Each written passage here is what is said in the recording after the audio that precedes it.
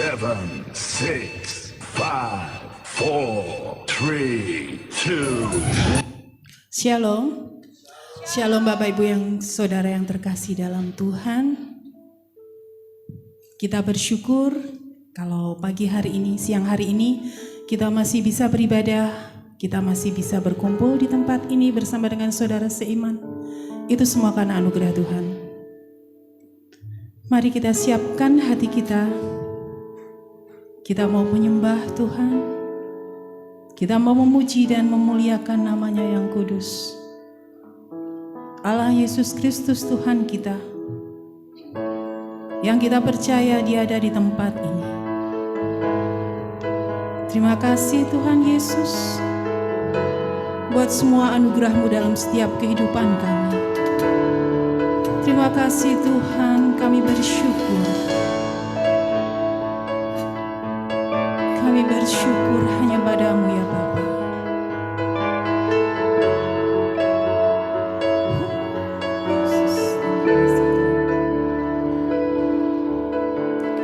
Anugerah-Mu kepadaku tak pernah berubah.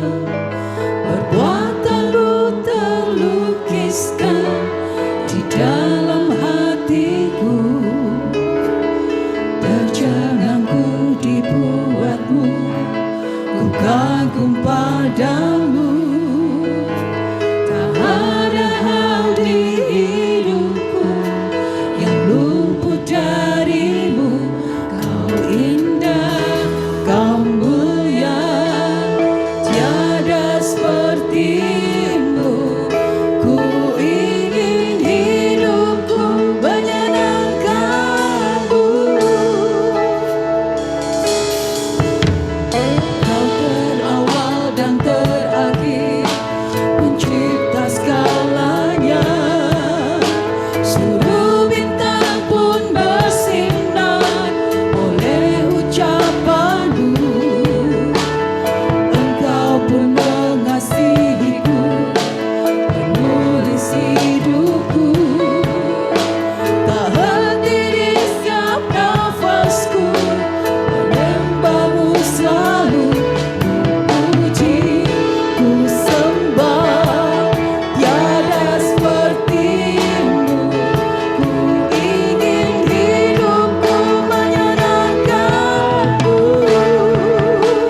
Segala puji, segala hormat, segenap hatiku menyembah-Mu. Terimalah segenap hidupku sebagai persembahan yang hidup. Mari kita bangkit berdiri. Kita hormati hadirat Tuhan di tempat ini.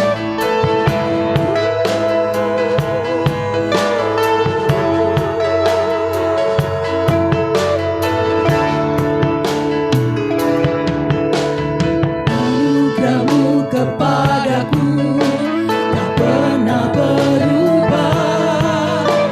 Perbuatan-Mu terlukiskan di dalam hatiku. Terjanganku dibuat-Mu, ku kagum padamu. Kau di hidupku yang luput dari-Mu. Kau indah, Kau mulia, tiada seperti-Mu. Ku ingin hidupku menyenangkan-Mu. Kau terawal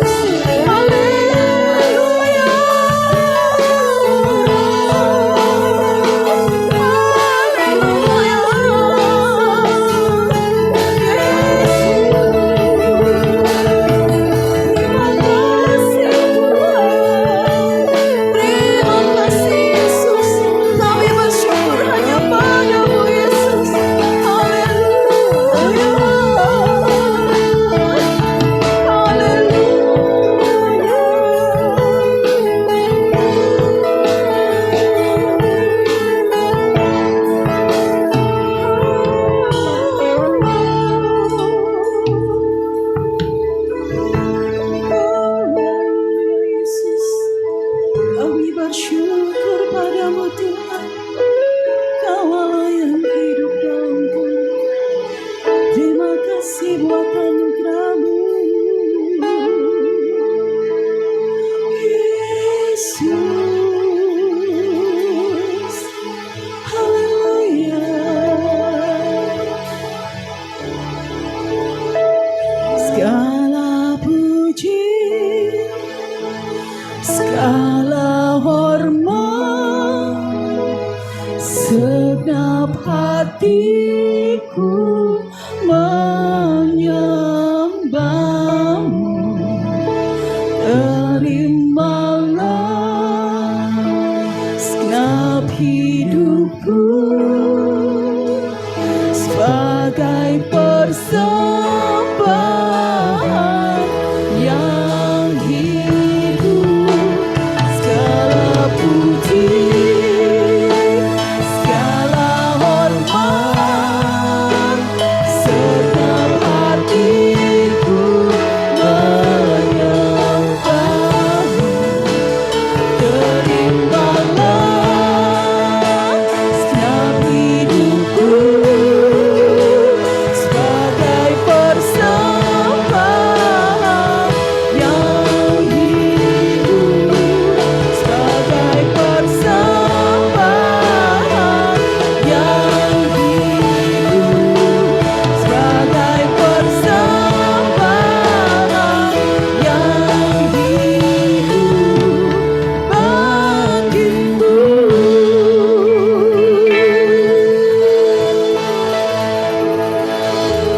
Haleluya. Haleluya Tuhan Yesus. Amin. Ada sukacita di tempat ini Bapak Ibu Saudara. Kita terus memuji dan memuliakan nama Tuhan.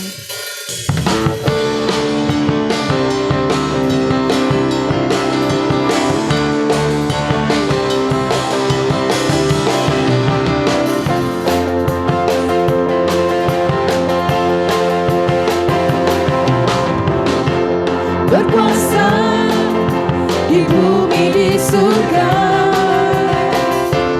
bertata dalam kemuliaan. Dialah Tuhan Allah kita, namanya berkuasa, bebas umatnya. Betapa hebat, betapa kuat dasarnya Allah kita. Dia berjaya atas semua perbuatannya. Betapa hebat, betapa kuat dasarnya Allah kita. Dia bernama Yesus Raja segala raja, Tuhan Allah kita.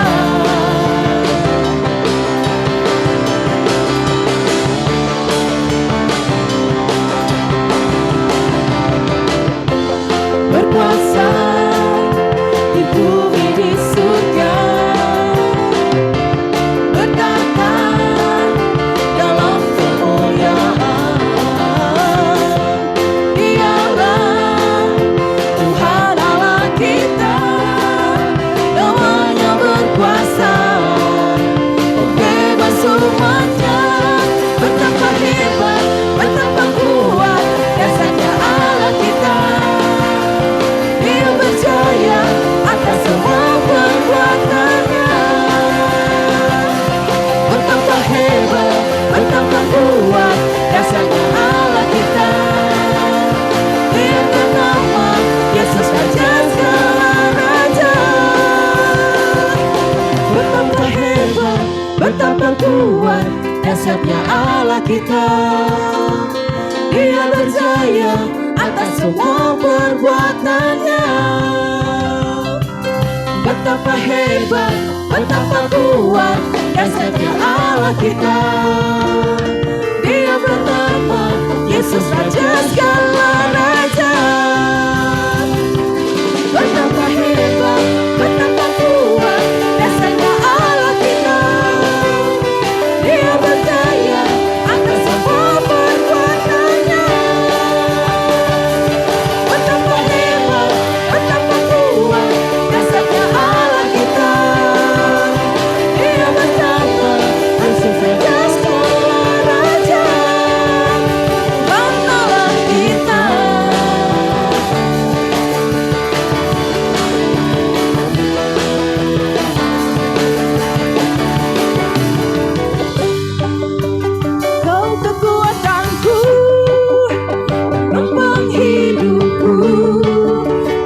keselamatan.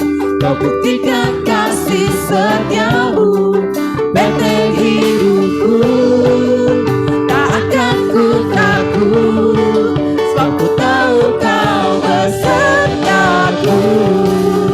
Yesus, jaminan hidupku. Kau kekuatanku, penopang hidupku.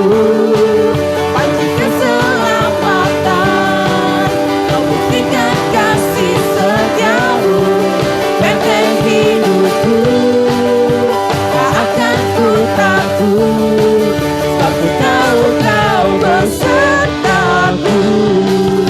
Yesus, jaminan hidupku.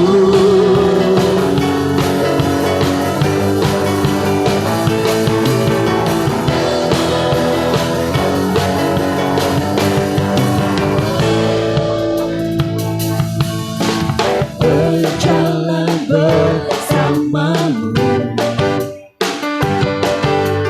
tak akan ku gentar. Tanganmu menopangku, jalani kehidupan. Kau mengangkatku ke atas gunung batu, kau beriku kemenangan. Kau kekuatanku, penopang hidupku. Panci keselamatan, kau buktikan kasih setiamu, benteng hidupku. Tak akan ku takut, sebab ku tahu kau besertaku. Yesus, jaminan hidupku. Kau kekuatanku, penopang hidupku. Panci keselamatan, kau buktikan kasih setiamu, benteng hidupku. Tak akan ku takut, sebab ku tahu kau besertaku. Yesus, jaminan hidupku.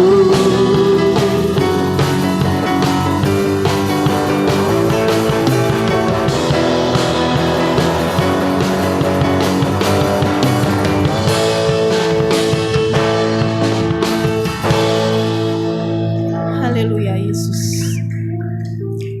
Haleluya Tuhan Yesus. Terima kasih Tuhan Yesus. Terima kasih Tuhan. Kaulah penolong kami Yesus. Kau penuntun dalam setiap kehidupan kami Bapa. Kami mau memuji-Mu ya Bapa. Kami mau menyembah-Mu Allah kami yang hidup. Karena kami yakin dan percaya hanya bersama-Mu kami akan senantiasa aman. Terima kasih Yesus.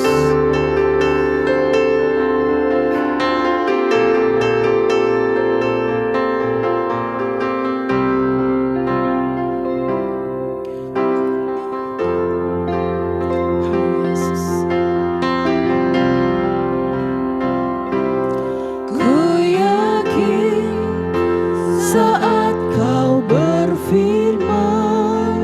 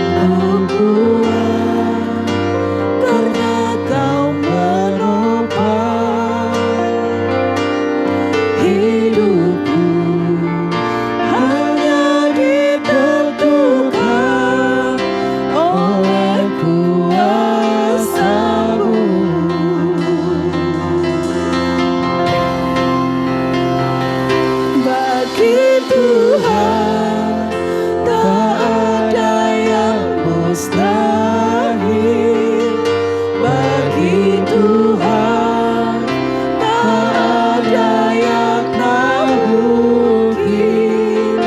Mujizatnya disediakan bagiku, ku diangkat dan dipulihkannya.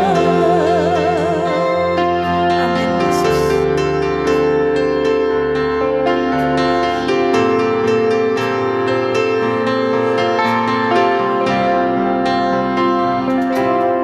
Ku yakin saat kau berfirman,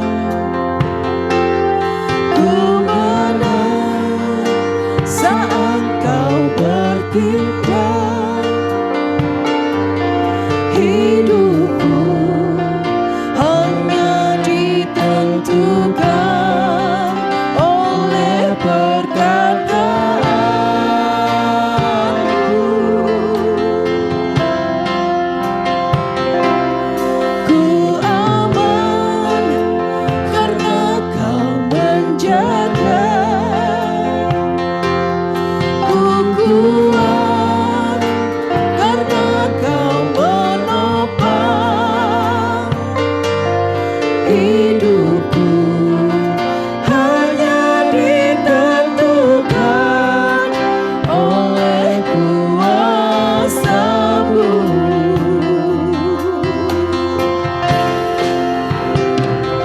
Bagi Tuhan tak ada yang mustahil. Bagi Tuhan tak ada yang tak mungkin. Mujizatnya disediakan bagiku, ku diangkat dan dipulihkannya.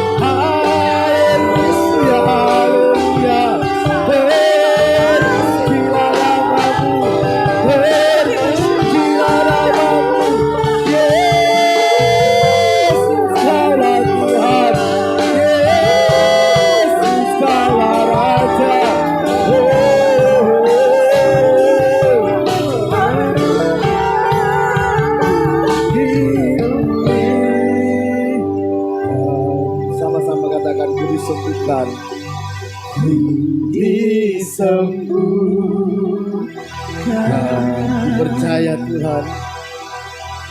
Ku percaya mujizat-Mu ku alami.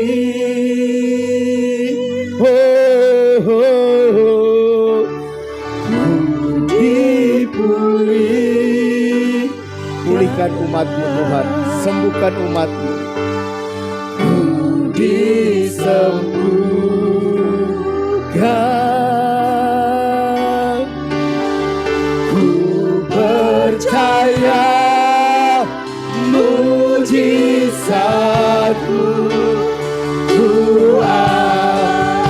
dipulihkan. Oh,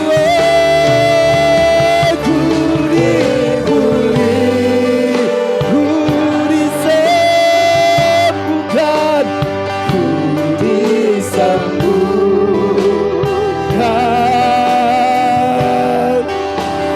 Ku percaya mujizat-Mu ku alami. Oh, oh. Ku dipulih, ku disembuhkan, ku disembuhkan.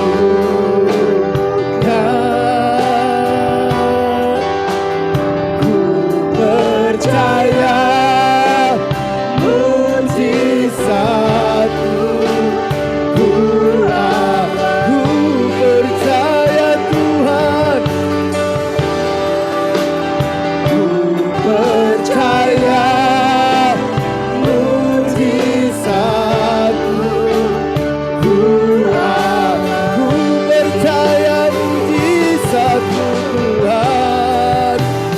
Ku percaya mujizat-Mu ku alami.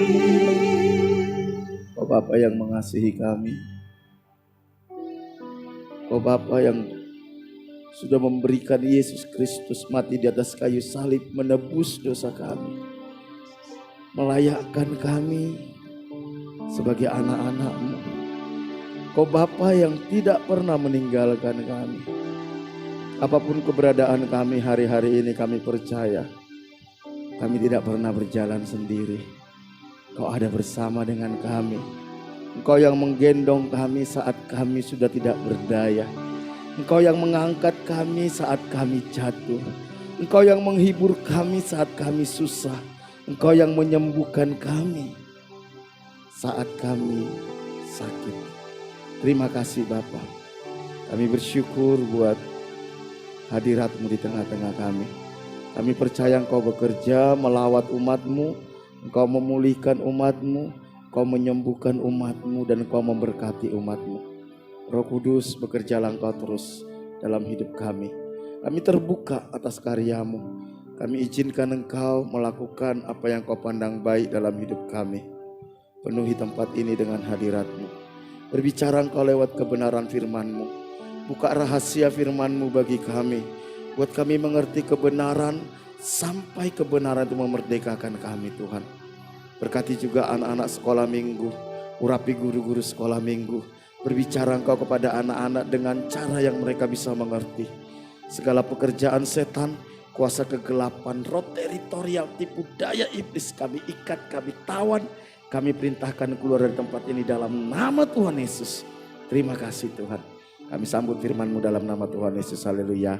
Amin. Silakan duduk Bapak Ibu Saudara yang dikasihi Tuhan. Shalom. Salam. Ya, puji nama Tuhan. Selamat datang bagi Bapak Ibu Saudara yang mungkin ada yang baru pertama kali hadir. Selamat bergabung di dalam GKPB Masa Depan Cerah Tulung Agung. Kita bersyukur kalau kita masih dikasih kesempatan sama Tuhan untuk kita bisa beribadah bersama, kita bisa menyembah Tuhan bersama. Saudara, kita percaya ketika kita datang kepada Tuhan, ketika kita beribadah kepada Tuhan dan kita menghormati Tuhan, kita percaya Tuhan bekerja di tengah-tengah kita, Tuhan melawat kita, Tuhan memulihkan kita. Karena memang Tuhan itu selalu ingin bersekutu dengan kita. Tuhan ingin selalu memberikan yang terbaik bagi kita, saudara. Dia Bapa yang mengasihi kita. Bapak Ibu Saudara yang dikasihi Tuhan, saya akan ingatkan kembali untuk Natal kita. Natal sekolah minggu tanggal 16, kita akan buat Natal di Ngujang, saudara. Tanggal 16 Desember, kita juga ingin berbagi buat anak-anak yang ada di sekitar Ngujang, saudara ya. Jadi dukung acara ini. Untuk Natal umum tanggal 25, saudara, kita akan buat perayaan di tempat ini. Tentu itu semua gereja sedang beribadah. Harapan kita membawa orang-orang yang belum bertobat, saudara. Orang-orang yang belum mengenal Tuhan kita bawa supaya mereka mengenal Tuhan. Dan sorenya kita akan bagi sembako di Ngujang, saudara. Kita bagi sembako kepada warga yang ada di Ngujang. Kita ingin berbagi dengan mereka. Dan bagi saudara yang ingin menabur, silakan hubungin panitia Natal. Dan target kita itu minimal 100 paket sembako. Satu paket sembako itu isinya minimal 100.000, saudara. Kita ingin kehadiran gereja sebagai anak Tuhan itu bisa dirasakan orang-orang di luar sana, saudara. Jadi doakan terus, dukung terus, saudara. Memang dananya agak lumayan besar di tengah-tengah masa-masa sulit. Tapi saya percaya masa-masa sulit itu sebenarnya kesempatan untuk kita menabur, saudara. Kalau kita lihat orang-orang yang ada di Alkitab, saudara, orang-orang yang mengalami terobosan dalam hidupnya, khususnya dalam hal keuangan, mereka berani menabur di masa-masa sulit, di masa-masa kekurangan, saudara. Karena itu kesempatan sebenarnya. Mari saudara ya, Alkitab katakan apa yang kita lakukan kepada orang yang paling hina ini, engkau sedang melakukannya untuk aku, kata Tuhan. Itulah menjadi kerinduan kita. Bapak Ibu Saudara yang dikasihi Tuhan, tema kita pada pagi hari ini, minta cari ketuk. Ketika saya posting ini, saudara ya, ada komentar saudara yang cukup menggelitik saya. Singkatannya MCK katanya. Saya ketawa membacanya, saudara. Minta cari ketuk. Oh berarti MCK Pak katanya. Saya cuma senyum-senyum baca, saudara ya. Bapak Ibu mengajak kita membaca Alkitab kita dalam Matius 7 ayat 7 sampai 11. Perikop ini berbicara tentang pengabulan doa, saudara. Saya percaya setiap kita ingin doanya dikabulkan Tuhan, betul? Setiap kita ingin doanya dikabulkan Tuhan. Dan saudara tahu gak? Tuhan itu jauh lebih rindu mengabulkan doa kita. Tuhan itu jauh lebih rindu ingin kasih yang terbaik bagi kita. Kok bisa Pak? Iya. Bahkan ketika kita masih berdosa pun dia sudah kasih yang terbaik bagi kita. Coba saudara bayangkan. Ketika kita masih memberontak sama Tuhan, Tuhan masih pelihara hidup kita, betul? Saat kita masih tidak peduli sama Tuhan aja, dia masih menjagai hidup kita. Kita bisa sehat, bisa kuat, saudara, bisa melakukan aktivitas. Kalau bukan Tuhan, siapa yang mengerjakannya? Ketika saudara sedang memberontak sama Tuhan pun, dia masih kasih yang terbaik. Harusnya setelah kita bertobat, setelah kita mengenal Tuhan, setelah kita mengasihi Tuhan, Tuhan akan kasih yang jauh lebih baik lagi, saudara. Dan saya alami itu dalam hidup saya. Saya alami. Sejak saya mengenal Tuhan, saya melihat banyak keajaiban demi keajaiban. Dan seringkali, saudara, seringkali yang saya alami adalah Tuhan itu menjawab melebihi apa yang saya doakan. Tuhan itu memberikan melebihi ekspektasi saya. Satu saat waktu kami belum punya mobil, saudara, saya bilang sama istri saya, ya kayaknya punya mobil Zebra aja sudah cukup lah. Serius. Saya tidak minta banyak-banyak, yang penting ada kendaraan, kami nggak kehujanan kalau lagi hujan, nggak kepanasan kalau lagi panas. Ada orang bilang gini, enak naik sepeda motor kak. Kenapa? Naik sepeda motor itu gak kehujanan kalau lagi panas dan tidak kepanasan kalau lagi hujan katanya. Saudara, ternyata saudara, yang Tuhan kasih bukan cuma sekedar zebra. Jauh lebih dari zebra, bahkan 2 kali lipat saudara. 2 kali lipat. Begitu juga dengan ketika saudara bergumul tentang rumah saudara. Saya cuma berpikir ya udahlah di pinggiran desa-desa aja udah cukup lah. Yang penting ada tempat berteduh. Kami selalu cari, gak berani cari tengah kota saudara. Gak berani. Carinya pinggir-pinggiran saudara. Daerah Rejo Agung, daerah Kalangbret, daerah mana lagi saudara. Terminal ke sana itu saudara. Carinya ke sana. Tapi ternyata yang Tuhan kasih saudara, justru di tengah kota saudara, dekat rumah sakit Iskak. Akhirnya saya mulai melihat gini saudara. Sebenarnya Tuhan itu ya hatinya itu ingin kasih kepada kita yang jauh lebih yang bisa kita bayangkan. Itu saudara. Jauh melebihi yang bisa kita bayangkan. Tapi kadang kita berpikir, loh kak kenapa saya sudah minta Tuhan gak kasih? Ini menjadi pertanyaan saudara. Kenapa? Itu yang harus kita gumulkan. Kenapa sampai saya sudah meminta tapi Tuhan tidak kasih? Saya mengajak kita membaca Matius pasal 7 ayat 7 sampai 11. Hal pengabulan doa. Ayat 7. Mintalah maka akan diberikan kepadamu. Carilah maka kamu akan mendapat. Ketuklah maka pintu akan dibukakan bagimu. Karena setiap orang yang meminta menerima, dan setiap orang yang mencari mendapat, dan setiap orang yang mengetuk baginya pintu dibukakan.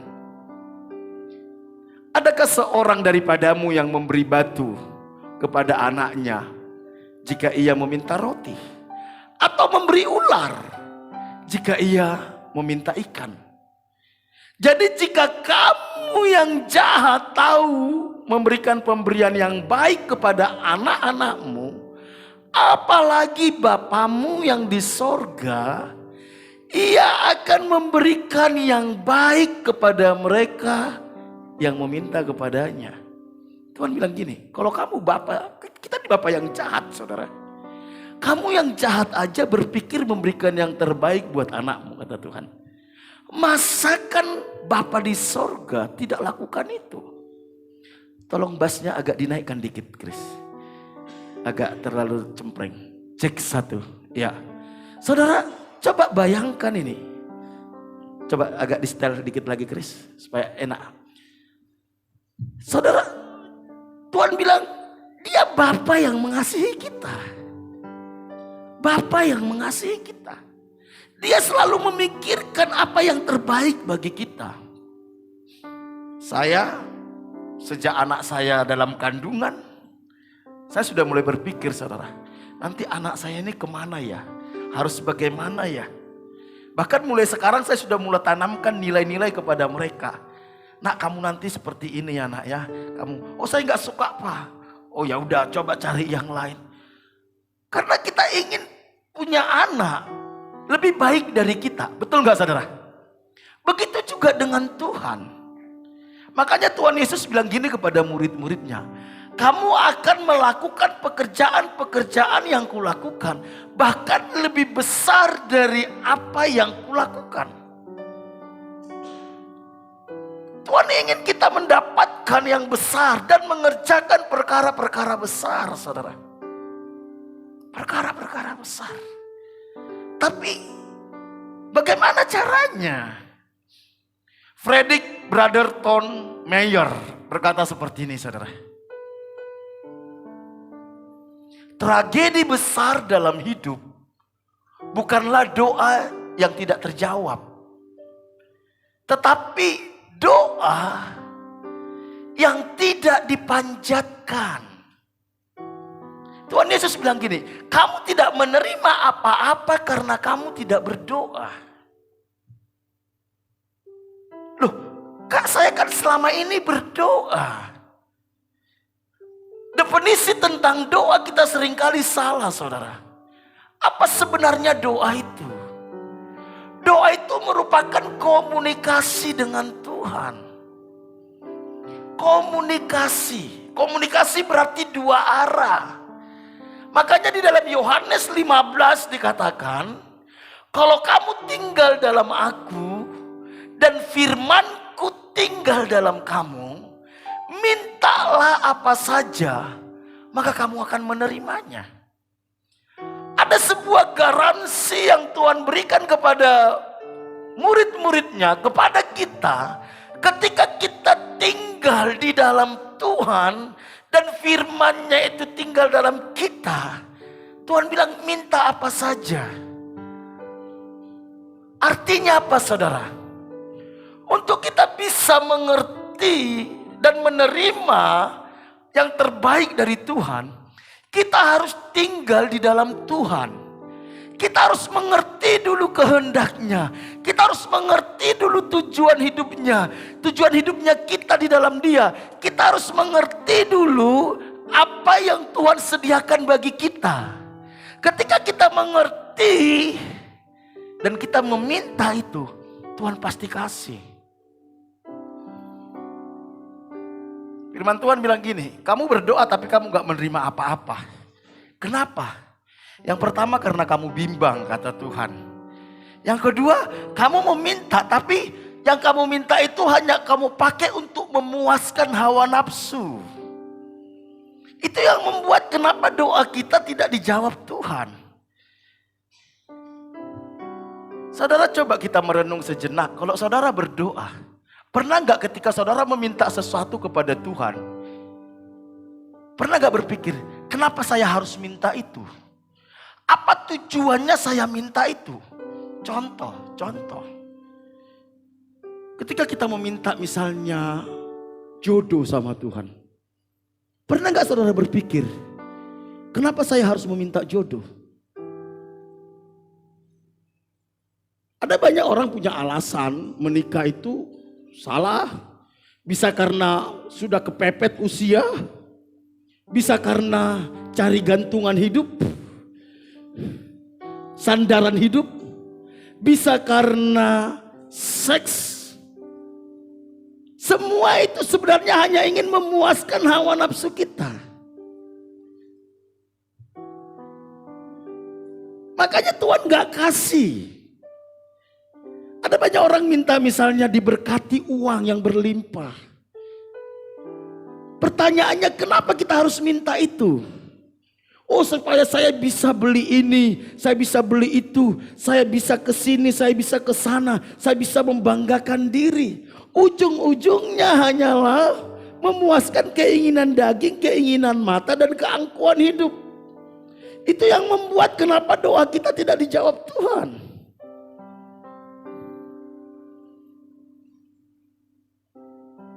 Ketika saya meminta jodoh sama Tuhan, saudara, yang pertama yang saya pikirkan adalah saya mau punya istri yang betul-betul satu hati, satu visi untuk mengerjakan pekerjaan Tuhan. Itu bisa berjalan bersama dengan Tuhan.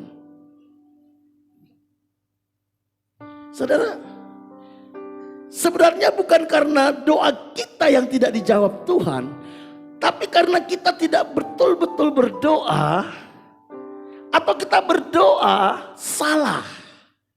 Kita mau belajar apa yang Tuhan Yesus sampaikan lewat Matius pasal 7 tadi, saudara.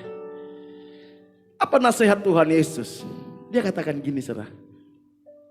Mintalah, maka akan diberikan. Berarti kalau gak minta dikasih gak? Gak dikasih. Carilah, maka akan mendapatkan. Ketuklah, maka pintu akan dibukakan bagimu. Saya coba perhatikan ini, saudara. Ada 3 kata kerja yang Tuhan suruh kepada kita. Minta, cari, ketuk. Tentu ini tingkatan saudara. Tingkatan. Kalau kita minta nggak bisa, harus kita cari. Kalau kita cari udah nggak dapat juga, ketuk. Tapi tidak mendobrak saudara ya. Apa saudara? Tidak mendobrak. Nanti kita lihat apa makna dari semuanya itu. Tentu hari-hari ini kita perlu menggumulkan ini saudara. Sebentar lagi kita akan mengakhiri tahun ini. Saya biasanya bulan-bulan seperti ini mulai banyak merenung. Tahun depan itu harus seperti apa Tuhan? Harus seperti apa? Apa yang harus saya lakukan? Gereja ini mau dibawa kemana? Temanya apa? Puji Tuhan, tema gereja untuk tahun depan kita sudah ketemu. Yaitu God-centered. Hidup yang berpusat hanya kepada Tuhan. Kenapa harus God-centered saudara? Karena tahun 2023 itu tahun ketidakpastian. Akan banyak hal yang menggoncangkan iman kita. Akan banyak hal yang membuat kita takut. Akan banyak hal yang membuat kita khawatir. Ancaman dari resesi itu sudah di depan mata. Belum lagi persiapan pemilu tahun 2024. Tentu politik Indonesia akan goncangnya luar biasa. Dan itu akan mempengaruhi ekonomi. Mempengaruhi budaya sosial. Belum lagi nanti akan ada orang-orang pakai politik identitas. Yang korban siapa? Rakyat. Belum lagi ancaman perang dunia. Akan terjadi goncangan yang luar biasa. Belum lagi ancaman pandemi. Satu-satunya yang membuat kita bisa bertahan adalah ketika kita arahkan hidup kita ini hanya berpusat kepada Tuhan. God-centered. Baru kita bisa kuat, kita bisa tenang, kita bisa mengerti apa yang harus kita lakukan, apa yang menjadi kehendak Tuhan bagi kita. Karena itu persiapkan diri kita, persiapkan untuk menghadapi masa-masa ini saudara. Kalau saudara perhatikan khotbah saya setengah tahun terakhir, lebih mengarahkan ke sana saudara. Mengarahkan ke sana. Karena tidak mudah saudara. Beberapa pengusaha sudah mulai ngomong sama saya, Pak, berat. Omset turun 40%. Ada yang sampai 50% saudara. Berat. Saya tahu betul berat. Karena Alkitab pun menuliskan seperti itu. Tetapi bagaimana masa-masa berat ini kita bisa hadapi dengan benar? Kita harus cantolkan hati kita kepada Tuhan. Bergantung kepada Tuhan. Dan nanti saudara akan lihat saudara. Tuhan akan buat perbedaan yang nyata. Antara orang-orang yang sungguh-sungguh mengasihi Tuhan. Dengan orang yang bermain-main dengan Tuhan. Alkitab katakan. Sekalipun 1000 rebah di sebelah kananku. 10.000 di sebelah kiriku. Tapi kita akan tetap kuat saudara. Justru di tengah-tengah masa sulit sebenarnya. Itu momentum bagi Tuhan untuk menunjukkan siapa dia dan siapa anak-anaknya. Saudara lihat semua orang-orang yang ada di Alkitab. Mereka itu Tuhan buat perbedaan di masa-masa krisis. Di masa-masa sulit. Daud dipromosikan Tuhan. Itu di masa-masa krisis. Di masa-masa teror, saat semua orang Israel ketakutan karena teror dari Goliat, Tuhan pilih seorang yang mengasihi Tuhan, yang kerjanya cuma menggembalakan 2-3 ekor kambing domba, dan Tuhan tampilkan saudara. Ketika Mesir dan daerah sekitarnya semua mengalami kekeringan, mengalami kemiskinan saudara, mengalami kelaparan, Tuhan temukan anaknya yang merupakan narapidana karena dia difitnah, memperkosa. Tapi dia tetap mengasihi Tuhan, dia tetap percaya kepada Tuhan, tetap dia God-centered. Di tengah-tengah krisis itu, Tuhan tampilkan dia, Tuhan angkat, Tuhan promosikan. Jadi sebenarnya saudara, kalau saudara mengerti cara kerjanya Tuhan, kalau Tuhan izinkan terjadi masa-masa krisis, masa-masa ketakutan, itu sebenarnya momentum kesempatan di mana Tuhan mau mengangkat anak-anaknya yang sungguh-sungguh mengasihi Tuhan.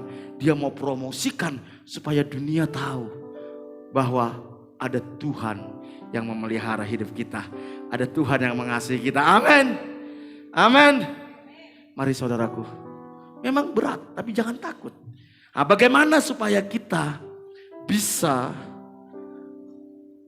mendapatkan yang terbaik dari Tuhan? Ada 3 nasihat Tuhan saudara. Mintalah, carilah, ketuklah. Minta, cari, ketuk. Mintalah. Mintalah ini kalimat anjuran saudara. Tidak ada paksaan. Betul? Dianjurkan, ayo minta. Apa itu mintalah? Mintalah diambil dari kata aiteo, bahasa Yunani, yaitu meminta dengan urgensi. Meminta dengan urgensi. Satu saat ada seorang hamba Tuhan bercerita gini. Jemaatnya ini seorang pendoa syafaat. Pendoa syafaat. Dan jemaatnya ini punya anak kecil saudara. Nggak tahu gimana anaknya ini kecelakaan sampai akhirnya anaknya ini buta dan tuli. Saudara bayangkan, saudara punya anak tiba-tiba buta dan tuli. Tapi ibu ini punya sikap hati aiteo. Ini urgensi. Ini kalau bukan mujizat Tuhan gak mungkin. Dia berdoa sungguh-sungguh, mencari Tuhan sungguh-sungguh, menangis di hadapan Tuhan. Bergantung remuk hati. Dan saudara tahu? Akhirnya anak ini sembuh. Dan anak ini sekarang ada di Amerika beserta ibunya. Ini kesaksian dari Pak Andreas Raharjo, gembala kita yang ada di Surabaya. Ketika kita datang kepada Tuhan dengan sikap aiteo, meminta dengan urgensi bukan asal-asalan. Di situ baru kita menemukan Tuhan, saudara. Jadi aiteo itu adalah memohon dengan sungguh-sungguh, dengan sikap rendah hati dan hormat, dengan kesadaran bahwa Tuhan mendengar dan mengabulkan doa kita. Jadi ketika kita punya hati yang seperti ini kepada Tuhan, kita sungguh-sungguh datang kepada Tuhan dengan rendah hati, menyadari ketidakberdayaan kita. Dan kita betul-betul menghormati Tuhan. Dan kita punya keyakinan bahwa Dia Bapa yang baik, yang mengasihi saya. Dia pasti mendengar doa saya. Dan Dia pasti mengabulkan. Maka kau akan mendapatkannya. Yang membuat kita gak bisa mendapatkan sesuatu, kita datang kepada Tuhan. Seperti kita datang kepada pembantu. Kita hanya menyuruh-nyuruh Tuhan, saudara. Atau kita datang kepada teman kita nggak menghormati Tuhan. Atau kita merasa sok jual mahal sama Tuhan. Ya kalau Tuhan mau ya Dia jawab, kalau enggak ya Dia, ya terserah Dia. Akhirnya kita nggak dapat sesuatu, saudara. Sejauh mana kita datang kepada Tuhan dengan urgensi, saudara? Sejauh mana? Saudara ingat kisah tentang perempuan Sirofenisia yang ada di Markus pasal 7 ayat 25 sampai 29. Saat itu Tuhan Yesus datang ke sana, saudara. Ada seorang perempuan Sirofenisia, orang Yunani. Apa yang terjadi sama dia, saudara? Dikatakan dalam ayat 25, malah seorang ibu yang anak perempuannya kerasukan roh jahat segera mendengar tentang dia. Lalu datang dan tersungkur di depan kakinya. Ketika dia tahu bahwa Yesus datang, saudara. Mendengar tentang Yesus, dia tahu ini urgensi. Dia tersungkur di depan kakinya. Perempuan itu seorang Yunani bangsa Sirofenisia. Ia memohon kepada Yesus untuk mengusir setan itu dari anaknya. Saudara, mungkin kita nggak sadar ada setan yang mengganggu keluarga kita. Ada setan yang menguasai anakmu sehingga anakmu kena narkoba, anakmu jatuh dalam dosa, anakmu gak terkontrol. Ada setan yang menguasai pekerjaan kita yang menghalangi berkat Tuhan dalam hidup kita.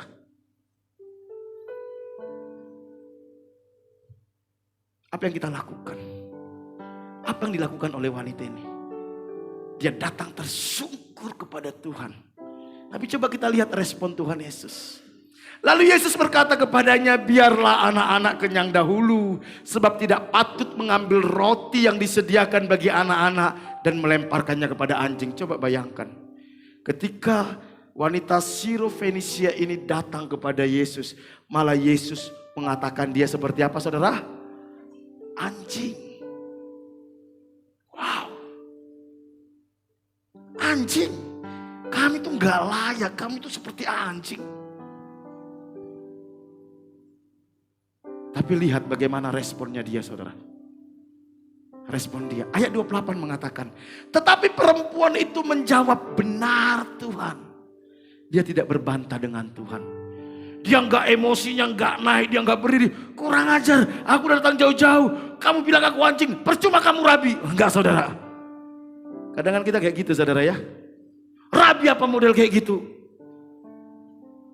Wanita enggak. Betul. Memang aku ini sebenarnya gak jauh beda dengan anjing. Kita ini kan sebenarnya gak jauh beda dengan anjing.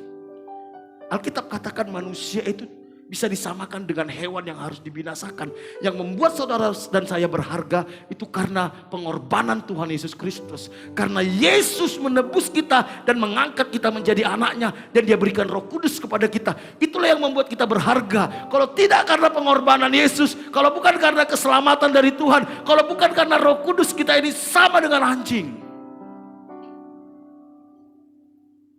Makanya perempuan yang bilang, benar Tuhan. Tetapi anjing, ini lihat imannya luar biasa. Dia datang dengan sikap hati yang terdesak. Dia datang dengan kerendahan hati. Tapi di balik kerendahan hati itu ada sebuah kekuatan iman dari dalam yang berkata, benar Tuhan, aku memang layak dianggap anjing. Tapi Tuhan, aku tahu anjing-anjing itu di bawah meja juga makan remah-remah yang dijatuhkan kepada anak. Dia percaya walaupun saya anjing, karena engkau pribadi yang mengasihi, engkau pasti sediakan remah-remah buat saya. Waduh, dia nggak marah sama Tuhan, dia nggak mencurigai Tuhan, saudara. Tapi dia bilang, saudara, anjing yang di bawah meja juga makan remah-remah. Bagi dia remah-remah sudah cukup, saudara. Karena dia tahu remah-remah dari Tuhan itu udah segalanya, saudara. Saudara, remah-remah dari sorga itu udah cukup untuk memulihkan kita. Maka kata Yesus kepada perempuan itu, perhatikan. Karena kata-katamu itu, perhatikan perkataan. Hati-hati dengan perkataan, saudara. Kita dibenarkan lewat perkataan kita. Karena kata-katamu itu. Kalau engkau bilang, waduh amsyong saya, amsyong benaran saudara. Sial saya, sial benaran saudara. Tuhan melihat perkataan kita. Kalau engkau katakan kepada anakmu, goblok. Anakmu pasti goblok saudara. Memang kamu anak gak tahu diri saudara. Wanita ini dibenarkan karena apa? Perkataannya. Karena perkataan itu ungkapan dari hati, saudara. Apa yang keluar dari mulut itu berasal dari hati. Itu bagian dari iman, saudara. Makanya kalau saudara ingin melihat kualitas seseorang, lihat perkataannya. Lihat perkataannya. Kalau perkataannya semua hal-hal yang najis, hatinya najis. Kalau perkataannya semua hal-hal kejelekan-kejelekan orang lain, berarti hatinya pahit. Karena kata-katamu itu, pergilah sekarang, sebab setan itu sudah keluar dari anakmu. Perempuan itu pulang ke rumahnya, lalu didapatinya anak itu berbaring di tempat tidurnya, sedang setan itu sudah keluar. Ada sikap yang luar biasa. Sikap yang terdesak, sikap yang merendahkan hati, sikap yang menghormati, dan sikap yang percaya bahwa Tuhan mengasihi dia dan mengabulkan doanya. Biar sikap ini ada dalam hidup kita. Biar sikap ini ada. Jangan dengan sombong datang kepada Tuhan. Tuhan, pokoknya kalau Tuhan gak jawab doaku, aku gak pelayanan-pelayanan. Itu sombong, saudara. Itu sombong. Tapi Tuhan mengasihani orang yang rendah hati. Jadi kata pertama tadi apa, saudara? Mintalah. Mari kita belajar meminta. Dengan sikap terdesak. Mengutamakan Tuhan. Melebihi segalanya. Gak ada yang lebih penting daripada Tuhan. Itu sikap yang meminta, saudara. Yang kedua, carilah. CTO. Minggu lalu sudah saya singgung ini, saudara. Apa? CTO. CTO itu artinya berusaha dengan sungguh-sungguh dan tekun untuk memperoleh sesuatu sehingga menjadi prioritas yang utama. Selama Tuhan belum menjadi prioritas yang utama dalam hidup kita, saudara dan saya tidak akan bisa melihat perkara-perkara yang besar dalam hidup kita. Saudara aja kalau kerja di perusahaan, saudara. Kalau saudara kerja di perusahaan, kalau saudara tidak menjadikan pekerjaan di perusahaan itu menjadi prioritas utama, saudara akan sulit dapat promosi, betul? Kalau saudara kerja di sana cuma sambil lalu aja atau sampingan, saudara akan sulit untuk dapat promosi. Itu manusia. Apalagi Tuhan yang standarnya itu sempurna. Karena ketika ada sesuatu yang lebih penting dari Tuhan, itulah yang disebut dengan berhala. Itu yang disebut dengan berzina. Makanya Tuhan akan menyatakan perkara-perkara besar kepada mereka yang CTO, yang sungguh-sungguh mengasihi Tuhan, yang sungguh-sungguh mencari Tuhan, yang menjadikan Tuhan sebagai prioritas utama. Saudara ingat kisah tentang Daniel? Daniel 3 kali berdoa satu hari. Terus dia dilaporkan, saudara. Akhirnya dibuat segala cara supaya Daniel menyembah patung Nebukadnezar. Tapi Daniel bilang, saya tidak mau menyembah patung yang Tuhanku buat. Tapi akhirnya Daniel diancam, dimasukkan kepada apa? Perapian, saudara. Daniel, Sadrak, Mesak, Abednego dimasukkan kemana, saudara? Ke gua singa. Tapi apa jawaban mereka, saudara? Tuanku, kalau Tuhan yang kami sembah sanggup menolong kami, Dia pasti menolong kami. Tapi aku tidak akan tetapi kalaupun Dia tidak menolong kami, kami tidak akan menyembah patung yang Tuhanku buat. Perhatikan, dia jadikan Tuhan menjadi prioritas utamanya. Apa yang terjadi? Mereka diancam, dimasukkan ke perapian yang menyala-nyala. Saudara tahu yang terjadi? Ketika mereka dimasukkan ke sana, Alkitab katakan jubahnya aja tidak ada bau asap. Bahkan Nebukadnezar melihat, saudara, di sana ada 4 orang. Yang dimasukkan ke sana ada 3, kenapa ada 4? Tuhan nyatakan pertolongan ketika mereka memprioritaskan Tuhan. Bahkan singa yang kelaparan tidak tertarik dengan darahnya mereka. Tidak tertarik karena Tuhan membela mereka. Kenapa? Karena mereka memutuskan untuk tetap menyembah Tuhan, Elohim Yahweh, dan tidak mau menduakan Tuhan. Ada banyak orang ingin melihat mujizat Tuhan, ingin melihat perkara-perkara besar dari Tuhan, tapi Tuhan itu hanya sekedar ban serap. Mereka tidak menjadikan Tuhan sebagai prioritas utama. Matius 13 ayat 45 sampai 46 dikatakan, demikian pula hal kerajaan sorga itu seumpama seorang pedagang yang mencari mutiara yang indah. Saudara, sejauh mana kerajaan Allah itu berharga bagi kita?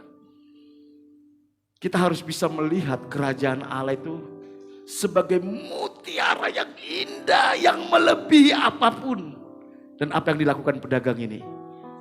Setelah dia temukan mutiara itu yang sangat berharga, ia pun pergi menjual seluruh miliknya lalu membeli mutiara itu. Dia tidak curi mutiara itu, saudara. Dia bayar harganya. Apa yang dia lakukan? Dia pulang, dia jual semua hartanya. Dia rela miskin, dia beli ini mutiara. Sejauh mana saudara berani menjual hidup kita, masa lalu kita, kesombongan kita, hobi kita, nama besar kita, berani kita jual demi mendapatkan kerajaan Allah, panggilan Tuhan. Saudara, saya sudah membuktikan ketika kami jual masa depan kami sama istri demi panggilan, saudara.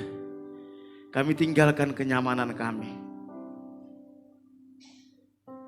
Saya kalau pulang ke Medan, saudara, saat ini keluarga besar kami lagi membangun pabrik yang kedua, pabrik kelapa sawit. Tentu kalau kita pulang ke Medan, kitalah salah satu yang memegang peranan penting di sana. Karena adik-adikku semua memegang peranan penting di sana. Tapi kita tahu, tawaran itu tidak ada nilainya dibandingkan panggilan kerajaan Allah, saudara. Istri saya tinggalkan pekerjaannya dengan fasilitas yang bagus, tawaran yang bagus sebagai dosen, fasilitas kuliah sampai ke luar negeri. Dia jual semua itu demi panggilan melayani Tuhan, saudara. Sejauh mana panggilan itu berharga bagi kita? Saya kadang sedih, kita rela membuang kerajaan Allah demi teman, demi hobi, demi hal-hal yang gak bernilai.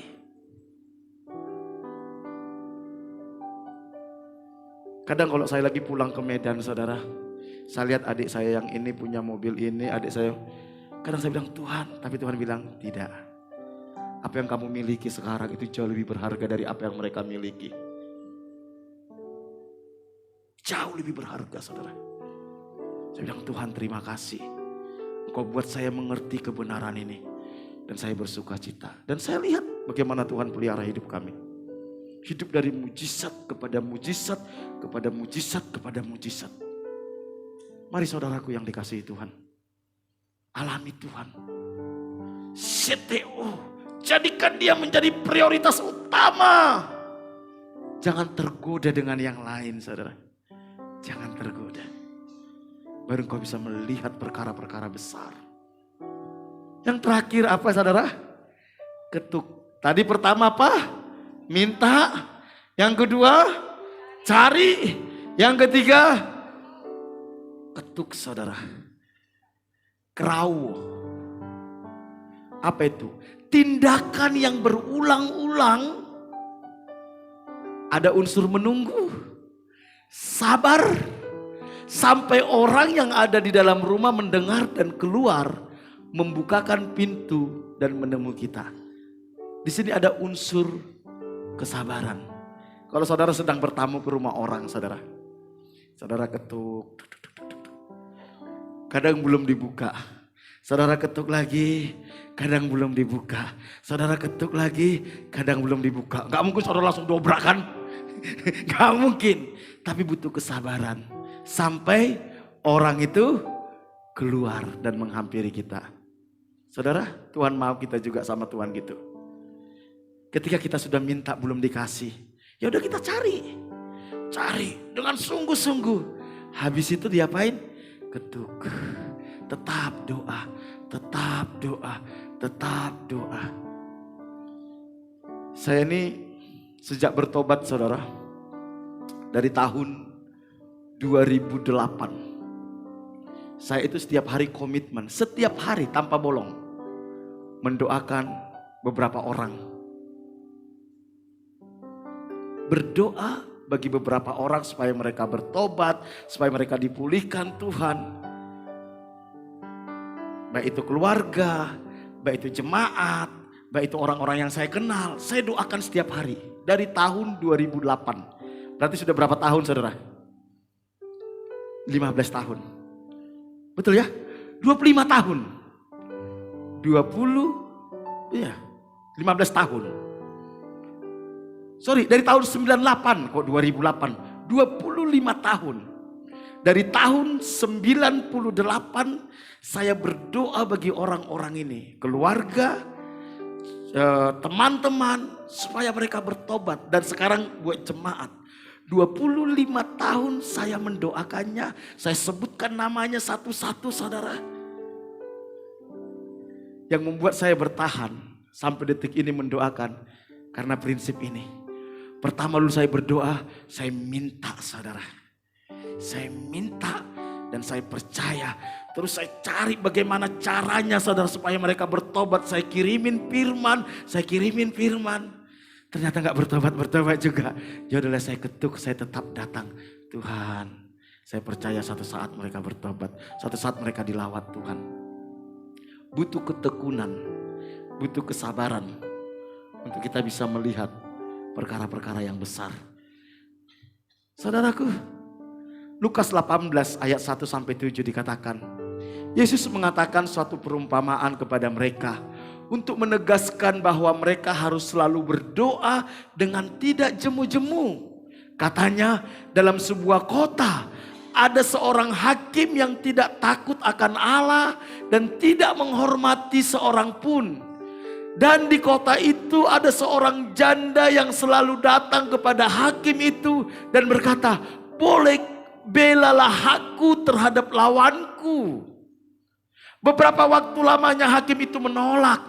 Tetapi kemudian ia berkata dalam hatinya, walaupun aku tidak takut akan Allah dan tidak menghormati seorang pun, namun karena janda ini menyusahkan aku, baiklah aku membenarkan dia supaya jangan terus saja ia datang dan akhirnya menyerang aku. Kata Tuhan, camkanlah apa yang dikatakan hakim yang lalim itu. Tidakkah Allah akan membenarkan orang-orang pilihannya yang siang malam berseru kepadanya, dan adakah ia mengulur waktu sebelum menolong mereka? Saudara, Tuhan kasih perumpamaan tentang ini saudara. Ada seorang janda, mungkin dia dizolimi saudara. Di situ ada hakim dan hakim itu nggak takut Tuhan dan tidak takut siapapun saudara. Dia tidak takut Tuhan dan tidak takut siapapun. Apa yang dia lakukan? Dia datang kepada hakim itu. Hakim itu bilang apa saudara? Dia menolak, dia gak mau tahu sama. Tetapi janda ini terus saja datang dengan tekun dia, dengan tekun. Akhirnya luluh juga hati hakim itu. Tuhan mau kita berdoa seperti itu saudara. Berdoalah terus. Ada sebuah kata yang saya suka. Praying until something happen. Praying until something happen. Berdoalah sampai sesuatu terjadi, saudara. Jangan menyerah, jangan putus asa. Apa yang kau doakan, kalau engkau yakin itu dari Tuhan, kalau engkau yakin itu Tuhan sediakan bagimu, tetap berdoa, tetap berdoa. Belum ada mujizat, tetap berdoa. Belum ada terobosan, tetap berdoa. Belum melihat mujizat, tetap berdoa. Abraham 25 tahun dia menunggu, saudara. 25 tahun dia tidak pernah berhenti berharap, saudara. Saudaraku, yang membuat kita tidak mengalami mujizat Tuhan seringkali karena kita berhenti berdoa. Kita nggak tahu, bisa jadi saudara, doa kita ini adalah doa terakhir untuk melihat mujizat di depan, tapi kita berhenti, saudara. Ini yang membuat saya tetap berdoa dari tahun 98 sampai detik ini. Setiap hari saya berdoa bagi keluarga, bagi teman-teman, bagi jemaat. Saya berdoa, saya sebutkan nama mereka satu-satu. Dari jam 4 pagi sampai jam setengah 6, jam 6. Saya bilang, Tuhan, saat ini aku belum lihat pertobatannya, belum lihat mujizat. Satu saat saya akan lihat dia dilawat Tuhan. Satu saat dia akan lihat dia dipulihkan Tuhan. Bahkan dia akan dipakai oleh Tuhan. Dan saya lihat, saudara, tidak sedikit orang-orang yang saya doakan dulu. Sekarang mereka dilawat Tuhan, diberkati Tuhan, dan dipakai Tuhan, saudara. Apa yang membuat kita berhenti berdoa? Karena kita udah gak percaya lagi bahwa Tuhan tolong kita dan Tuhan jawab doa kita. Akhirnya kita berhenti berdoa. Saudaraku yang dikasih Tuhan, Tuhan mau kita terus mengetuk, saudara. Mengetuk. Jangan pernah lelah, saudara. Ingat apa yang dikatakan tadi, saudara. Di depan yang dikatakan oleh Frederick Brotherton Mayer, saudara. Tragedi besar dalam hidup bukanlah doa yang tidak terjawab, karena Tuhan pasti jawab doa kita. Tetapi doa yang tidak dipanjatkan. Doakan anakmu, saudara. Sejak dalam kandungan, saya setiap hari doain anak saya. Saya tiap hari tumpang tangan sama anak saya. Dan saya percaya anak yang didoakan kualitasnya akan berbeda dengan anak yang tidak didoakan.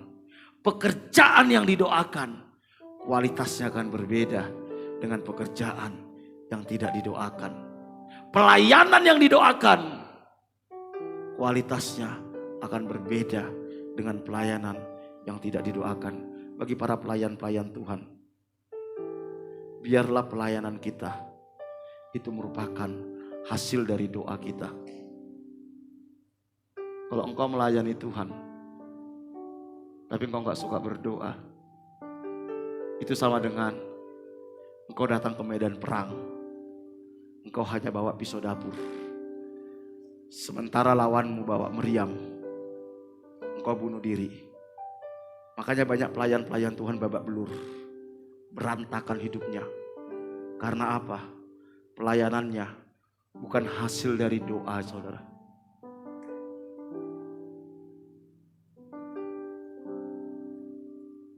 Kalau pelayanan bukan hasil doa, itu akan menghasilkan kesombongan, menghasilkan keangkuhan, menghasilkan kepahitan, menghasilkan kekecewaan dan perpecahan. Tapi kalau pelayanan itu hasil dari doa, itu akan menghasilkan kemuliaan Tuhan dan mujizat, saudara. Mari saudaraku yang dikasih Tuhan, mari kita dengan tekun berdoa. Thomas Manton yang lahir di tahun 1620 sampai 1677, dia berkata seperti ini. Jika kita tidak menerima dengan meminta, marilah kita mencari. Jika kita tidak menerima dengan mencari, marilah kita mengetuk. Saya senang dengan kata-kata ini, saudara. Saudara, dia katakan, jika kita tidak menerima dengan meminta, marilah kita mencari. Jika kita tidak menerima dengan mencari, marilah kita mengetuk. Jadi polanya seperti ini, saudara. Perhatikan. 1 Korintus 13 ayat 13 berkata seperti ini. Demikianlah tinggal ketiga hal ini, yaitu iman, pengharapan, dan kasih. Dan yang paling besar di antaranya ialah apa?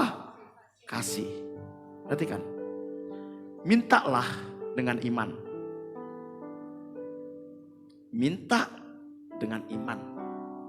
Kalau kita minta dengan iman tidak dapat, carilah dengan pengharapan. Cari, tetap berharap. Sampai satu level, saudara. Kalau kita sudah mencari dengan pengharapan tetap kita nggak mendapatkan, ketuklah dengan kasih. Kasih itu berbicara apa? Kasih itu menerima apa adanya. Sampai satu titik doa kita adalah, Tuhan, jadilah kehendak-Mu dalam hidupku. Doa kita bukan cuma sekedar masalah kita selesai. Doa kita bukan cuma sekedar penyakit kita sembuh. Itu doa dengan kasih. Tapi doa kita berusaha mengerti apa kehendak Tuhan di balik masalah kita. Apa kehendak Tuhan di balik sakit penyakit kita. Apa kehendak Tuhan di balik setiap pergumulan kita. Ketika saya datang merintis ke Tulung Agung, saudara, saya datang dengan iman yang menyala-nyala. Saya bilang, Tuhan, satu saat dalam waktu 1-2 tahun jemaatku bisa sampai ratusan bahkan ribuan. Itu iman, saudara. Karena saya lihat waktu saya pelayanan di Malang, ketika kita membangun pelayanan, gak sampai 2 tahun jemaat kita sudah di atas ratusan, saudara. Saya bilang pasti dengan iman. Ternyata perjalanan waktu, saudara, tetap gak tercapai. Akhirnya saya mulai mencari dengan pengharapan, Tuhan, saya percaya apa yang saya yakin itu bisa terjadi. Saya percaya. Berharap. Tercapai, saudara? Tercapai? Tercapai. Memang jemaat saya di sini cuman 100 lebih kurang. Saudara tahu jemaat saya di media sosial yang tiap hari dengar khotbah saya? Hah? Saya kadang kalau terlambat posting ke Facebook, saudara, sudah mulai ada messenger itu. Pak, kenapa belum dikirim? Kalau saya terlambat posting di grup, saudara, Pak, kenapa belum dikirim? Tapi harapan saya kan Tuhan, jemaat yang di Tulungagung.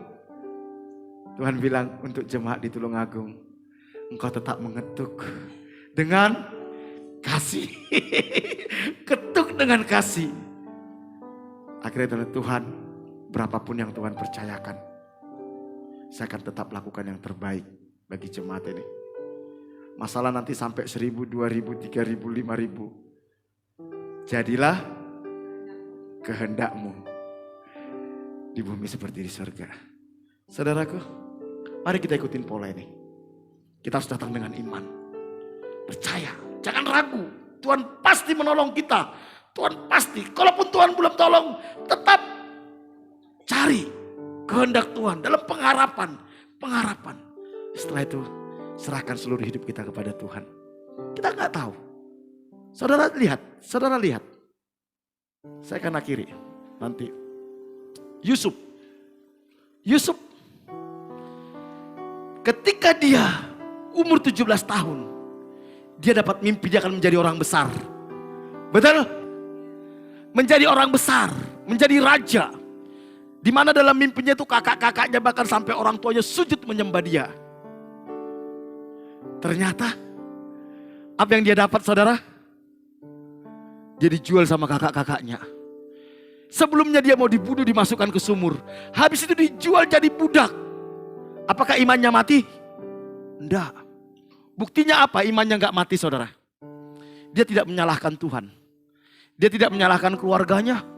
Dia tidak menyalahkan siapapun. Karena dia tetap percaya bahwa dia suatu saat akan menjadi raja. Sekalipun dia dibuang sebagai budak.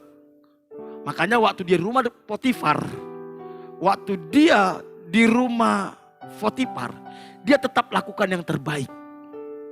Karena dia tetap punya pengharapan bahwa janji Tuhan itu pasti tergenapi. Karena dia lakukan yang terbaik, dia menjadi kepala urusan rumah tangga di rumah Potifar. Wow, mungkin dia pikir, wah, pengharapanku sebentar lagi tercapai. Sebentar lagi saya raja. Karena apa? Potifar ini adalah panglimanya Firaun. Ternyata apa yang dia lakukan saudara? Apa yang dia lakukan? Dia dituduh sebagai pemerkosa. Masuk penjara saudara. Apakah imannya mati? Enggak. Apakah pengharapannya itu hilang? Enggak. Buktinya apa pengharapannya gak hilang? Ketika juru minum dan juru roti masuk penjara. Satu sel sama dia. Dan ketika mereka dibebaskan, dia katakan gini, nanti kalau engkau bebas, tolong kasih tahu kepada Firaun bahwa akulah yang menafsirkan mimpimu. Dia tetap berharap saudara, bahwa janji Tuhan digenapi. Saudara tahu apa yang terjadi? Begitu mereka keluar penjara, akhirnya satu digantung, satu dikembalikan ke posisinya. Ingat saudara sama Yusuf? Dilupakan. Yusuf terlupakan saudara.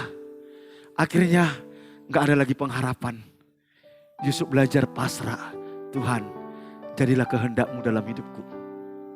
Jadilah kehendak-Mu dalam hidupku. Dia pasrah, gak ada lagi yang diharapkan. Siapa yang mau diharapkan? Dia dalam penjara. Dan penjara tidak ada sidang saudara. Tidak ada vonis. Artinya hukuman dia seumur hidup sampai mati dalam penjara. Tapi Tuhan tidak pernah melupakan janjinya. Sampai satu saat Tuhan buat Firaun bermimpi. Dan bermimpi yang sangat menakutkan. Dia panggil semua ahli nujum. Juru mimpi. Gak ada yang bisa menafsirkan saudara. Pegawainya dia yang dulu pernah di penjara. Ingat? Pegawainya dia yang satu sel sama Yusuf ngomong sama Firaun. Tuhan, dulu waktu kami di dalam sel ada orang Ibrani loh. Kami mimpi. Saya dan temanku itu mimpi. Dia tafsirkan mimpi kami. Ternyata apa yang dia tafsirkan itu benar Tuhan. Wah, Firaun bilang, siapa itu? Panggil dia ke istana. Datanglah Yusuf ke istana saudara. Ditanya sama Firaun, betul kamu bisa menafsirkan mimpi? Tuhan Allah Israel yang akan membukakan. Saudara tahu? Yusuf kasih tahu, ini loh arti mimpinya Tuhanku. Akan terjadi 7 tahun masa kelimpahan dan 7 tahun masa kekeringan. Wow. Terus aku harus bagaimana? Kata Firaun. Lakukan ini, lakukan ini, lakukan ini. Tahu apa yang katakan Firaun? Udah, daripada saya cari orang lain, engkau yang ngatur semuanya. Semuanya engkau yang ngatur. Dikasih dia cincin sebagai lambang kebesaran. Bahwa dialah yang akan memerintah Mesir di bawah Firaun. Semua harus tunduk kepada Yusuf. Seperti janjinya Tuhan waktu dia umur 17 tahun. Berapa tahun Yusuf diproses saudara? 13 tahun. 13 tahun dengan pergumulan yang berat. Dengan luka yang sangat dalam. Dia tetap beriman, meminta dengan iman. Dia tetap mencari dalam pengharapan. Dia tetap ketuk dalam kasih. Dan akhirnya saudara, kita tahu Yusuf menjadi Perdana Menteri di Mesir. Menjadi orang nomor 2 di Mesir setelah Firaun. Apa yang Tuhan janjikan kepada dia saat dia umur 17 tahun digenapi. Saudaraku, Mungkin ada banyak hal janji Tuhan dalam hidupmu. Engkau pikir janji itu tinggal kenangan. Gak mungkin terjadi. Selama engkau tetap beriman, selama engkau tetap berharap, selama engkau tetap menantinya di dalam kasih, janji Tuhan itu pasti digenapi. Jauh sebelum saya ke Tulungagung, sekitar tahun 2001. Saya datang ke Tulungagung 2007, saudara. Sekitar tahun 2000-2001, seorang sahabat saya sudah nubuatin saya, Free, satu saat kamu akan ke Tulungagung dan kamu akan buat KKR di sana. Saat itu saya nggak ngerti, saudara.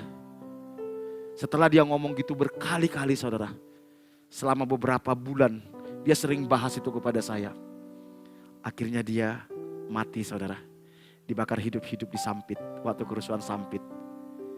Janji itu saya lupakan, saudara. Tapi hati untuk melayani Tuhan tetap saya bangun. Pengharapan untuk dipakai Tuhan tetap saya bangun. Sekitar tahun 2007 saya diutus ke Tulungagung. Tahun 2008 ketika saya naik motor dari Malang ke Tulungagung, tiba-tiba suara itu terdengar jelas secara audible di tengah pikiran saya. Di telinga saya berkata, Free, satu saat kita akan ke Tulungagung buat KKR. Langsung saya dibawa ke dalam memori tahun 2001 itu, saudara. Oh, ini tuh maksud Tuhan. Saya tidak pernah terpikir untuk jadi gembala, jadi pendeta. Saya tidak pernah terpikir, saudara, apalagi ke Tulungagung. Jauh sebelum tahun 2001, saudara. Tahun 97, saudara. Tahun 97, saat saya umur 19 tahun. Saat saya sedang bergumul untuk ujian perguruan tinggi negeri, saudara. Besok mau ujian masuk perguruan tinggi negeri. Malam itu saya nggak bisa tidur, saudara. Saya dapat penglihatan. Siangnya saya dapat Alkitab, saudara. Siangnya saya dikasih Alkitab Gideon yang kecil, yang biru, saudara. Wah, saya nggak pernah tertarik, saya simpan di kamar kos saya, saudara. Malamnya sampai jam 1 saya nggak bisa tidur, saudara. Tiba-tiba ada penglihatan. Dan saudara tahu, ketika saya baca penglihatan itu, saudara, bunyinya seperti ini. Ketika Tuhan berkata kepada Petrus, mulai hari ini, engkau tidak lagi menjadi penjala ikan, engkau menjadi penjala manusia. Saya cerita ke orang tua saya. Orang tua saya bilang gini, saudara, udah kamu masuk sekolah pendeta aja. Kamu sekolah pendeta. Saya mau dimasukkan ke STT Nomensen di Sumatera, saudara, di Siantar. Saya bilang saya tidak ada tertarik jadi pendeta. Akhirnya saya memilih kabur ke Jawa, saudara. Saya kabur ke Jawa. Karena saya menghindari itu, saudara. Itu tahun 97. Di Jawa saya hidup gak jelas, luntang lantung. Jadi pengamen jalanan, saudara. Di Jombang. Akhirnya tahun 98 saya ke Malang. Saya bertobat di Malang, saudara. Dan saya lihat semua janji itu satu-satu digenapi. Satu-satu digenapi. Sekitar tahun 2001 Tuhan sudah kasih tahu. Nanti istrimu modelnya seperti ini. Bentuknya seperti ini. Kerjaannya seperti ini. Anakmu nanti akan seperti ini. Dulu saya gak ngerti. Gak ngerti. Itu tahun 2001. Makanya begitu saya ketemu istri saya. Dia bukan satu gereja. Begitu saya lihat, saya langsung Tuhan kasih tahu, ini loh calon istrimu yang saya sampaikan itu kepada kamu. Wow, saya bilang. Tuhan kasih tahu. Dan semua digenapi. Saudaraku, tahukah saudara bahwa bahkan ketika saya mau ke Tulungagung, saya bilang sama Tuhan, Tuhan, bagaimana saya merintis di sana? Saya gak punya siapa-siapa, saya gak punya kenalan di sana. Tuhan bilang gini sama aku, jangan takut nak. Aku akan kirimkan pengusaha yang menopang pelayananmu. Yang engkau tidak kenal, dia bilang.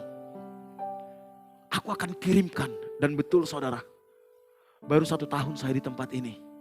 Saya langsung ketemu dengan Pak Bambang pemilik tempat ini. Dan Bu Bambang. Dan beliaulah yang banyak mensupport pelayanan kita. Sampai kita dikasih tempat ini gratis. Sampai kita dikasih yang di Ngujang, saudara. Saudara tahu, sebenarnya Tuhan itu ingin menuntun kita sama seperti seorang bapa menuntun anaknya, saudara. Masalahnya, maukah kita membuka hati kepada dia? Maukah kita menjadikan dia yang terutama? Bahkan saya mau kasih tahu, sebelum kita pelayanan di Ngujang, sebelum kita dapat Ngujang, waktu saya masih mahasiswa, Tuhan sudah bilang sama saya, suatu saat aku akan kirimkan kepadamu para pelacur, para narapidana, para kaum HIV AIDS. Aku akan kirimkan untuk engkau layani. Dan saudara tahu, semua sekarang dengan jelas Tuhan tunjukkan saudara. Wow, bahkan ada hal yang besar yang saya belum bisa kasih tahu. Apa yang Tuhan sedang mau kerjakan saudara. Itu yang membuat saya ngotot saudara. Karena saya tahu gereja ini dipanggil Tuhan untuk perkara-perkara yang besar. Amin. Mari saudaraku yang dikasih Tuhan. Jangan pernah meragukan Tuhan. Jangan pernah menomorduakan Tuhan. Jadikan dia prioritas utama. Engkau akan lihat bagaimana Tuhan akan bawa hidupmu untuk perkara-perkara yang besar. Ayat terakhir saudara. Jaminan yang diberikan Tuhan Yesus. Karena setiap orang yang meminta, menerima. Dan setiap orang yang mencari, mendapat. Dan setiap orang yang mengetuk, baginya pintu dibukakan. Kalau Bapa sudah ngomong gitu, kalau Yesus sudah ngomong, gak mungkin dia gak genapi. Karena itu, mari saudaraku yang dikasih Tuhan, berhentilah dengan bermain-main dengan Tuhan. Berhentilah untuk menjadikan Tuhan nomor sekian. Kalau kita ingin melihat terobosan-terobosan di dalam hidup kita. Kita bangkit berdiri yuk. Thank you God.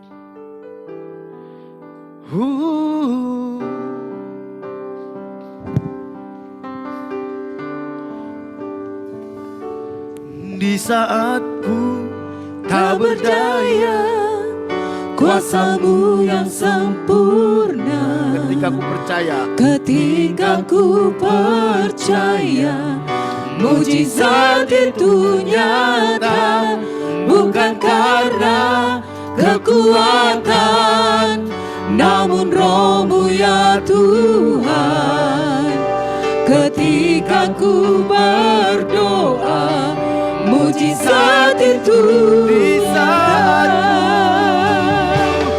di saat ku tak berdaya, kuasa-Mu yang sempurna. Ketika ku percaya, mujizat itu nyata. Bukan karena kekuatan, namun Roh-Mu ya Tuhan. Ketika ku berdoa, mujizat itu sekali lagi katakan, di saat ku tak berdaya, Yesus, kuasa-Mu yang sempurna. Ketika ku percaya, mujizat itu nyata.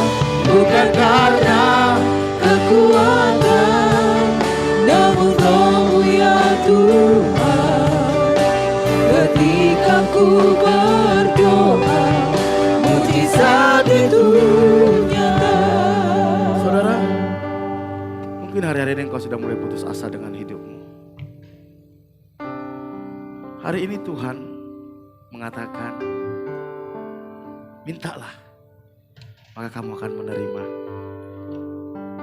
Carilah, maka kamu akan mendapatkannya. Ketuklah, maka pintu akan dibukakan bagimu. Jangan putus asa, jangan takut. Kita punya Bapa yang mengasihi kita. Kita punya Bapa yang setiap hari memikirkan kita, yang peduli atas hidup kita. Mungkin kau merasa, siapa lagi yang peduli atas hidupmu? Hari ini kebenaran firman Tuhan mengatakan, Bapa di sorga peduli atas hidupmu. Jangan takut. Asal engkau percaya, engkau taat, engkau setia. Tidak ada masalah yang tidak bisa diselesaikan oleh Tuhan. Tidak ada sakit penyakitmu yang gak bisa disembuhkan oleh Tuhan. Tidak ada karaktermu yang tidak bisa diubahkan oleh Tuhan. Terima kasih buat janji firman-Mu Tuhan. Ini kami anak-anak-Mu. Kami mau datang kepadamu Tuhan. Pulihkan kami. Tolong kami. Berkati kami Tuhan. Tolong kami Tuhan. Kau tahu keberadaan umat-Mu. Engkau tahu. Kau sanggup memulihkan kami. Bahwa hati kami tetap percaya kepada Tuhan. Bahwa hati kami tetap percaya kepada Tuhan. Terpujilah nama-Mu. Dalam nama Tuhan Yesus, haleluya. Amin. Hatiku rindu melihat kemuliaan-Mu. Hatiku rindu melihat curahan kuasa-Mu di kota tercinta, kotaku tulung agung. Ku berdoa tulung agung, penuh kemuliaan-Mu, tulung agung, bagi kemuliaan-Mu. Ya Allah, ya Allahku, nyatakan kemuliaan-Mu. Ya Allahku, nyatakan curahan kuasa-Mu di kota tercinta, kotaku tulung agung. Ku berdoa tulung agung, penuh kemuliaan-Mu, tulung agung, jadi kemuliaan-Mu. Bapa, kami tetap berdoa, percaya, berharap bahwa Engkau akan memulihkan kota ini. Kau akan melakukan kebangunan rohani di kota ini karena kami tahu Engkau mengasihi penduduk kota ini. Kami terus berdoa, memohon anugerah Tuhan, belas kasihan Tuhan atas penduduk kota ini. Curahkan hujan pertobatan, curahkan hujan keselamatan atas kota ini. Berkati kota Tulungagung, berkati penduduk kota ini, berkati pemerintahan kota ini. Kami bawa mereka hamba-hamba-Mu yang Tuhan tempatkan di pemerintahan. Mulai dari Bapak Bupati, Wakil Bupati, semua pegawai negeri sipil, anggota DPRD Tuhan, eksekutif, yudikatif, legislatif, semuanya. Kau mengasihi mereka. Kami mendukung mereka, kami menopang mereka dalam doa kami. Beri mereka hikmat, bijaksana, takut akan Tuhan di dalam mengelola kota ini. Segala rancangan-rancangan orang jahat atas kota ini Tuhan gagalkan. Segala kecurangan-kecurangan Tuhan bongkar. Biar kota ini menjadi sejahtera dan nama Tuhan dimuliakan. Berkati anak-anak Tuhan yang duduk di pemerintahan. Engkau memakai mereka seperti Engkau memakai Yusuf, seperti Engkau memakai Daniel, Sadrak, Mesa, Abednego. Beri mereka hikmat bijaksana dan nama-Mu dimuliakan. Berkati kota ini. Berkati gereja Tuhan, berkati umat Tuhan, berkati hamba-hamba Tuhan yang ada di kota ini. Pulihkan. Biar kami bisa menjadi terang, menjadi garam, menjadi berkat atas kota ini. Kami serahkan kota Tulungagung ke dalam anugerah Tuhan. Kami bawa hidup kami sepanjang minggu ke depan. Roh Kudus tuntun kami. Bawa kami mengerti kehendak-Mu. Mampukan kami untuk sungguh-sungguh mencari Engkau. Berjalan bersama dengan Engkau. Taat kepada Engkau Tuhan. Berkati kami. Lindungi setiap umat-Mu sepanjang minggu depan. Dari segala panah api si jahat, tipu muslihat iblis, dari serangan kuasa kegelapan, dari mara bahaya, kecelakaan, virus-virus, sakit, penyakit, dari keinginan-keinginan yang jahat. Bawa hati kami melekat mengasihi Tuhan, menghormati Tuhan, takut dan gentar akan Tuhan, hidup benar di hadapan Tuhan.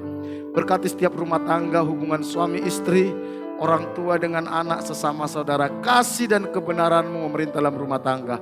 Pulihkan kesehatan umat-Mu. Kalau hari-hari ini ada banyak jemaat yang sakit, kami berdoa dari tempat ini, kami minta Tuhan kuasa kesembuhan turun dalam nama Yesus. Sembuhkan umat-Mu, sembuhkan umat-Mu, sembuhkan umat-Mu. Berkati usaha pekerjaan umat-Mu. Apapun yang mereka kerjakan sepanjang minggu ke depan, yang mereka lakukan bersama dengan Tuhan. Tuhan buat berhasil, Tuhan buat terobosan, Tuhan buat mujizat, Tuhan buka jalan atas masalahnya. Berikan hikmat, ide, kreativitas. Bukakan tingkap-tingkap langit, curahkan berkat-Mu, halaukan belalang pelahap dari hidup umat-Mu. Berkati Tuhan, berkati, cukupi kebutuhannya Tuhan. Anak-anak kami yang sekolah, lindungi dari pergaulan yang salah, dari nilai-nilai dunia yang tidak sesuai dengan kebenaran firman Tuhan, dari mara bahaya, kecelakaan, virus-virus. Berkati mereka dengan hikmat, dengan bijaksana, dengan kecerdasan. Pakai mereka menjadi alat-Mu membawa generasi mereka datang kepada Tuhan. Pakai kami umat-Mu menjadi berkat, biar lewat hidup kami banyak orang mengalami Tuhan, banyak orang diberkati. Berdoa buat Pak Bambang, Bu Bambang, pemilik tempat ini beserta semua keluarga besarnya. Tuhan, kami mohon perlindungan Tuhan atas hidup mereka. Lindungi dari panah api si jahat, tipu muslihat iblis, dari serangan kuasa kegelapan, dari mara bahaya, kecelakaan, virus-virus, sakit, penyakit, dari keinginan-keinginan yang jahat. Berkati rumah tangga, hubungan suami istri, hubungan mereka dengan anak cucu menantu, kasih dan kebenaran memerintah dalam rumah tangga mereka. Pulihkan kesehatan mereka, anak cucu menantu, semua keluarga besarnya mengasihi Tuhan, menghormati Tuhan, takut dan gentar akan Tuhan, hidup benar di hadapan Tuhan. Berkati semua perusahaan dan karyawan yang Tuhan percayakan dimanapun berada. Sepanjang minggu ini Tuhan buat berhasil, Tuhan buat terobosan, Tuhan buat mujizat, Tuhan buka jalan atas masalahnya. Berikan hikmat, bijaksana, takut akan Tuhan, ide kreativitas kepada semua karyawannya. Berkati semua karyawannya, berkati Barata di sepanjang minggu ini. Kami bersyukur. Mari jemaat yang dikasih Tuhan, kita angkat tangan kita, jemaat yang dikasih Tuhan. Tuhan mengasihi kita, Tuhan tidak pernah meninggalkan kita, karena itu pulanglah. Terimalah berkat daripada Allah Bapa. Diberkatilah engkau pada waktu masuk, diberkatilah engkau pada waktu keluar, diberkatilah buah kandunganmu, diberkatilah adonanmu, diberkatilah bakulmu, diberkatilah setanganmu. Apapun yang kau kerjakan dengan tanganmu, Tuhan akan buat berhasil. Diberkati engkau di kota, di desa, di gunung, kemanapun kau pergi. Tanda-tanda ajaib menyertai engkau. Kau akan naik dan tidak akan menjadi turun. Kau akan menjadi kepala dan bukan menjadi ekor. Anak cucu akan perkasa di bumi. Kau akan sebut sebagai orang yang beruntung dan berbahagia. Jika engkau hari ini sungguh-sungguh mendengarkan suara Tuhan Allah yang aku sampaikan kepadamu dan engkau setia melakukannya, berkat-berkat ini akan menjadi milikmu. Karena itu pulanglah, terimalah berkat daripada Allah Bapa, kasih karunia dari Tuhan kita Yesus Kristus, penghiburan dan kekuatan dari Roh Kudus, mulai hari ini sampai Tuhan Yesus datang kedua kali. Dalam nama Tuhan Yesus, setiap kita diberkati sama-sama katakan, amin. Berikan tepuk tangan, Tuhan Yesus memberkati kita semua. Kami membuka